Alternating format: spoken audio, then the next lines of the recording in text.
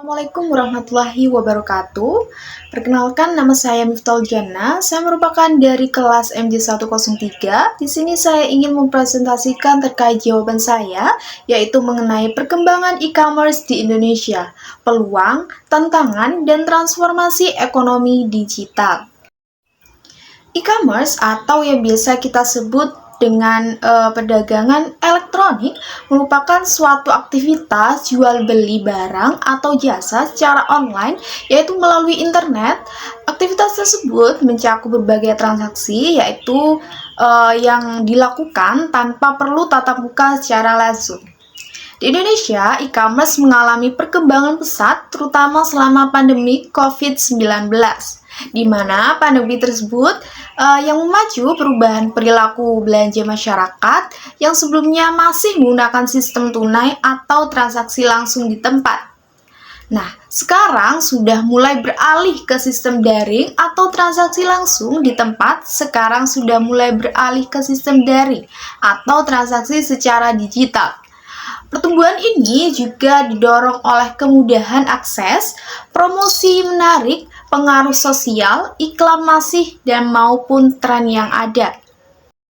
Nah, oke, selanjutnya kita masuk ke materi selanjutnya, yaitu di dalam ekosistem e-commerce terdapat marketplace yang merupakan platform yang membuka peluang bagi berbagai penjual untuk menawarkan produk secara bersamaan. Marketplace berfungsi sebagai perantara antara penjual maupun pembeli, yaitu sebagai contoh marketplace yang terkenal di Indonesia yaitu seperti Shopee, Tokopedia, dan Lazada. Perbedaan utama antara e-commerce dan marketplace terletak pada lingkup dan perannya. E-commerce mencakup semua jenis transaksi online, sementara marketplace adalah salah satu bentuk dari e-commerce yang memfasilitasi interaksi antara penjual dan pembeli. Nah, pada era digitalisasi ini, e-commerce memberikan banyak peluang bagi pelaku bisnis, di mana dengan menggunakan platform online, mereka dapat menjangkau pelanggan secara lebih luas di berbagai daerah tanpa batasan geografis. Tidak hanya itu saja, melainkan platform online juga dapat membantu pelaku bisnis dalam mengurangi biaya operasional, yaitu seperti biaya sewa offline store maupun biaya karyawan di offline store. Kemudian e-commerce juga memudahkan pelaku bisnis dalam mengumpulkan data konsumen dengan lebih mudah karena dibantu oleh teknologi yang digunakan. Namun, di balik semua manfaat tersebut terdapat juga berbagai tantangan, yaitu seperti persaingan yang ketat, kemudian rendahnya kepercayaan konsumen terhadap transaksi online, serta masalah keamanan informasi. Nah, meskipun berpotensi mendukung pertumbuhan ekonomi, namun banyak juga dampak negatif yang signifikan terhadap pertumbuhan ekonomi di Indonesia dari tahun 2019 hingga pada tahun 2021. Hal ini disebabkan oleh kurangnya dukungan infrastruktur yang memadai, kualitas internet yang rendah, dan masalah keamanan cyber yang lemah di Indonesia. Yang pertama, dapat kita lihat bahwa saat ini masih banyak pengguna platform, yaitu seperti masyarakat sebagai pembeli maupun pelaku bisnis, yaitu sebagai penjual yang menjadi korban dari penipuan platform online maupun korban dari pencurian data penting. Dengan demikian, meskipun e-commerce memiliki banyak peluang dalam mengubah perekonomian digital, tantangan yang ada harus segera diatasi agar dapat memberikan kontribusi yang lebih baik lagi bagi pertumbuhan ekonomi Indonesia dalam menggunakan platform digital.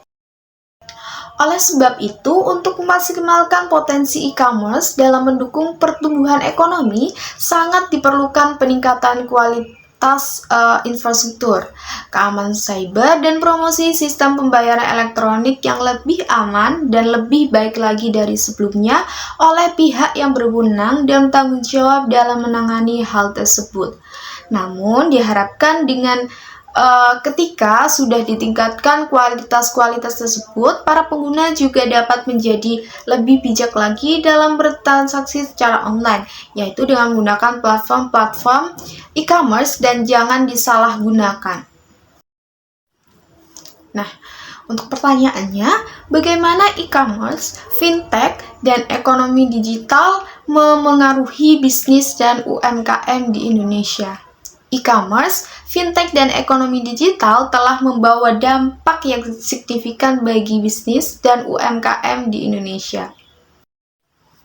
Nah, yang pertama ada akses pasar yang lebih luas, kemudian yang kedua ada peningkatan efisiensi dan pengurangan biaya, kemudian yang ketiga ada peningkatan inklusi atau keuangan, kemudian terkait tantangan bagi UMKM itu sendiri, yaitu yang pertama meskipun ada banyak peluang, ekonomi digital juga menghadirkan tantangan bagi UMKM, akses internet yang tidak merata, kemudian kurangnya keterampilan digital, yaitu dengan persaingan yang ketat dan regulasi yang belum sempurna merupakan beberapa tantangan yang harus dicatat. Nah, di sini bisa kita simpulkan yaitu e-commerce, fintech, dan ekonomi digital telah memberikan peluang besar bagi bisnis dan UMKM di Indonesia. Namun, untuk memanfaatkan peluang ini secara maksimal, UMKM perlu meningkatkan keterampilan digital, kemudian mengadaptasi teknologi baru, dan mendapatkan dukungan dari pemerintah serta dari sektor swasta. Nah, kemudian untuk pertanyaan selanjutnya, berikan contoh perusahaan atau startup yang berkembang dengan pesat. Nah, untuk contohnya ini adalah pada platform TikTok. TikTok adalah salah satu platform media sosial yang berkembang pesat semenjak terjadinya pandemi COVID-19. Fokus utama aplikasi ini adalah sebagai tempat untuk membuat, mengedit, membagikan video pendek, dan menonton video pendek. Video pendek tersebut merupakan sebuah konten yang berdurasi sekitar 1 menit. Namun, seiring berjalannya waktu, banyak pengguna menyarankan TikTok untuk menambah durasi video. Kemudian mendengar hal tersebut, saat ini TikTok merubah maksimal durasi video menjadi 10 menit. Walaupun pada awalnya TikTok dikenal sebagai aplikasi tentang video pendek, namun saat ini TikTok juga dikenal sebagai platform e-commerce. TikTok melihat banyak adanya peluang besar jika mereka mampu menambahkan fitur e-commerce seperti platform Shopee, Tokopedia, dan lainnya.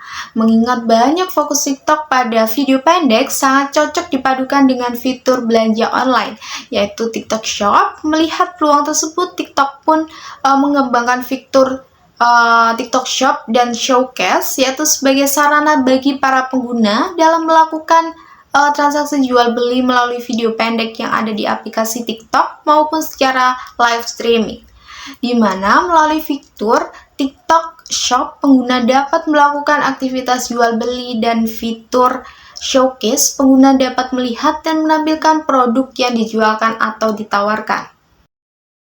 Sekian terkait jawaban saya, yaitu mengenai perkembangan e-commerce di Indonesia, mulai dari peluang, tantangan, transformasi ekonomi digital. Wassalamualaikum warahmatullahi wabarakatuh.